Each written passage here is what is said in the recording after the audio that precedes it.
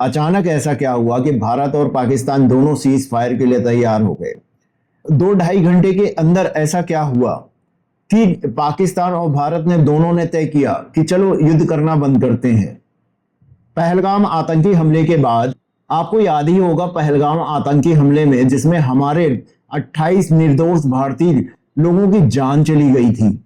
आतंकवाद को सबक सिखाने, आतंकवाद को खत्म करने के लिए हमारी भारत सरकार ने ऑपरेशन सिंदूर चलाया।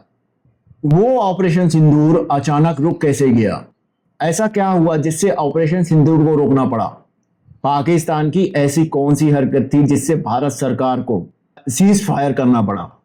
या फिर ये कहिए कि पाकिस्तान का वो कौन सा डर था जिसको बताकर अमेरिकी राष्ट्रपति ट्रंप ने भारत से कहा रुक जाओ, नहीं तो पाकिस्तान बर्बाद हो जाएगा, उसके साथ बहुत बुरा हो जाएगा। ऐसे समय में जब पाकिस्तान ने अपनी तरफ से एक प्रेस कॉन्फ्रेंस की तो उसमें कुछ पाकिस्तानी पत्रकारों ने सवाल किया, क्या आपने अमेरिका को न्यूक्लियर थ्रेट दिया था? क्या आपने परमाणु बम की धमकी दी थी कि अगर भारत नहीं मानेगा तो हम परमाणु बम चला देंगे, परमाणु बम से हमला करेंगे? क्या ऐसी बात जनरल मुनीर ने अमेरिका से कह दी थी, जिसके चलते अमेरिका द्वारा तत्काल प्रभाव से इनके ऊपर सीज फायर का प्रेशर बनाया गया? क्या पाकिस्तान के अंदर जो national commission of atomic energy है, जो कि न्यूक्लियर एनर्जी को लेके रिएक्शन देने का काम करता है, न्यूक्लियर एनर्जी या न्यूक्लियर बम का यूज कब और कैसे करना है? सभी जानते हैं कि जब दो देशों के पास न्यूक्लियर बम हो, जब दो देश न्यूक्लियर एनर्जी कैपेबल हो, जिनके पास परमाणु बम हो, अगर वो युद्ध करने उतरे तो दोनों ही देश सजग रहते हैं। परमाणु संपन्न राष्ट्र युद्ध नहीं कर सकते। कहीं ना कहीं कोई ऐसा ट्रिगर पॉइंट तो आ गया था जो परमाणु हमले की ओर इशारा कर रहा था। सबसे पहले एक न्यूज पर नजर डालते हैं जो 10 मई की है, और वो खबर यह थी कि पाकिस्तान के अंदर एक अर्थक्वेक आया था, भूकंप आया था, और उस अर्थक्वेक का मैग्नीट्यूड था 5.7। शनिवार के दिन सुबह सुबह पाकिस्तान में अर्थक्वेक आया था। यह अर्थक्वेक पाकिस्तान के एक पर्टिकुलर क्षेत्र में आया था। जब अर्थक्वेक आता है तो उसके कई कारण जिम्मेदार होते हैं। ये अर्थक्वेक पाकिस्तान के जिस क्षेत्र में आया था वहां पे न्यूक्लियर बेस होना पाया गया। जब भूकंप आने के कारण को खोजा जाता है तो जहां चट्टानों का टकराना यानी प्लेट्स का टकराना होता है, प्लेट्स का टकराना सिम्सोलॉजी के अंदर माना जाता है कि हाँ भाई, जब प्लेट्स आपस में टकराती है तो टेक्टोनिक एक्टिविटी होती है और भूकंप आता है। चाहे प्लेट्स दूर हो तो भी भूकंप आता है, लेकिन अगर न्यूक्लियर बम धमाका होता है तो भी रिएक्टर स्केल पे अर्थक्वेक आता है और अर्थक्वेक ऑब्जर्व किया जाता है, महसूस किया जाता है। अब लोग कहेंगे ऐसा हो ही नहीं सकता, क्योंकि अगर न्यूक्लियर बम फटा, न्यूक्लियर बम धमाका हुआ तो लोग इसके रेडिएशन से मरने लगेंगे। अगर ऐसा हुआ होता, न्यूक्लियर बम फटा होता तो लोगों के मरने की खबरें आने लगती, लेकिन ऐसा नहीं हुआ। तो यहां मैं आपकी जानकारी के लिए बता दूं, जब हमने पोखरण में परमाणु बम टेस्ट किया था तो कोई भी घटना नहीं घटी थी। मतलब साफ है, कोई भी व्यक्ति किसी भी रेडिएशन का शिकार नहीं हुआ था। लेकिन हाँ, अर्थक्वेक ऑब्जर्व किया गया था, महसूस किया गया था। मतलब जो न्यूक्लियर परमाणु बम है वो धरती की काफी गहराई में फटा था, जिसकी वजह से रेडिएशन धरती के बाहर तक नहीं फैल सका, वह धरती के अंदर ही रह गया। सिर्फ भूकंप के झटके महसूस हुए थे। लोगों का ध्यान न्यूक्लियर की तरफ गया, पर किसी ने नहीं माना। लेकिन किसी ने नहीं माना कि न्यूक्लियर फटा, सबने यही माना कि रिएक्टर स्केल पर 2 बार भूकंप आया। भूकंप का क्या है, भूकंप तो आते जाते रहते हैं। लेकिन इसी बीच सोशल मीडिया पर एक न्यूज आने लगी कि एक तस्वीर वायरल होने लगी जिसमें पहाड़ की चोटी पे एक बहुत बड़ा ब्लास्ट, मतलब विस्फोट होता नजर आता है। तो लोग इसको रिलेट करने लगते हैं कि भारत पाकिस्तान के बीच युद्ध चल रहा था, तो कोई मिसाइल विसाइल पहाड़ की चोटी पे गिर गई होगी और उसमें विस्फोट हो गया होगा। और इसी बीच एक जबरदस्त तीसरी एक्टिविटी होती है, और वो एक्टिविटी क्या होती है? जिस समय पे पूरी एयरफील्ड बैन है, जहाजों के आने जाने का रास्ता बंद है, उसी समय इजिप्ट से होकर एक जहाज चलता है पाकिस्तान के लिए, और तो और यह जहाज इजिप्ट से होकर रावलपिंडी के पास पहुंचता हुआ दिखाई देता है, फ्लाइट राडार के अंदर।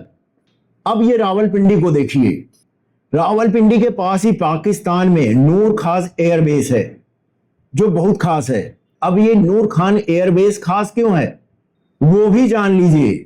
असल में नूर खान एयरबेस के पास ही पाकिस्तान के दो प्रमुख सेंटर हैं। पाकिस्तान का एक सेंटर एयरफोर्स के लिए है, जो कमांड सेंटर है, जहां से हवाई जहाजों के चलने और ड्रोन्स को उड़ाने के लिए कमांड दिया जाता है, वो नूर खान से ही दिए जाते हैं।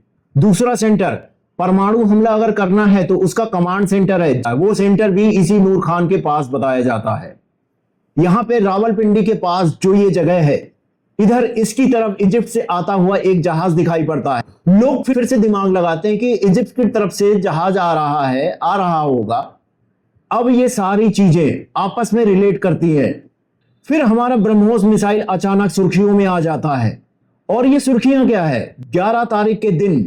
और ये सुर्खियां बनती कैसे, हमारी ब्रह्मोस मिसाइल ने पाकिस्तान को सीज फायर के लिए मजबूर कर दिया।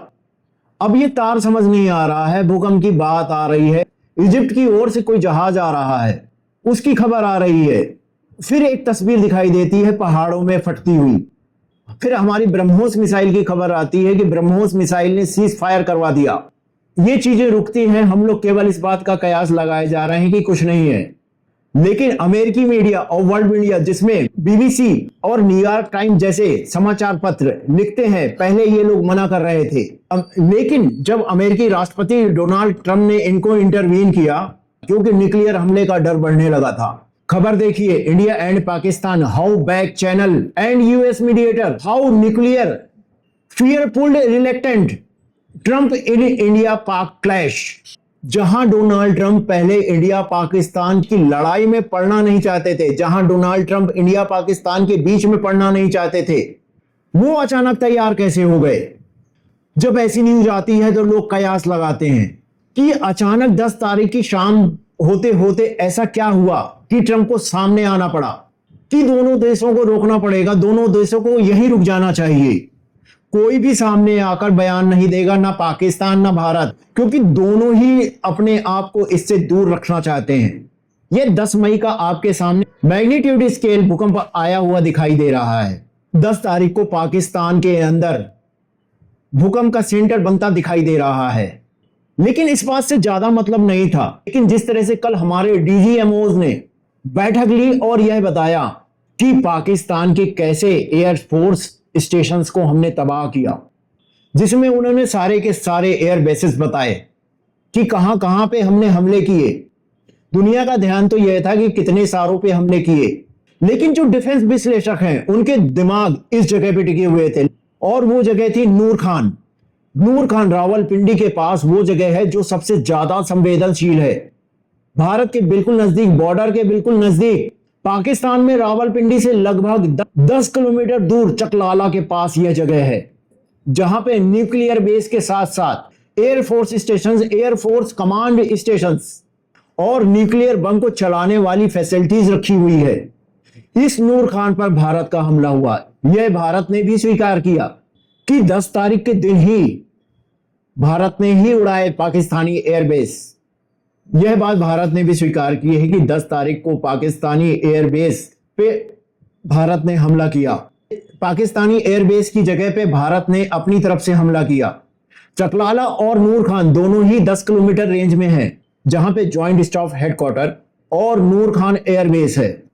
यहां पे भारत के द्वारा टारगेटेड हमला हुआ। 10 तारीख के दिन की ही यह न्यूज आपके सामने है। इसी क्षेत्र में भूकंप के झटके ऑब्जर्व किए गए, महसूस किए गए।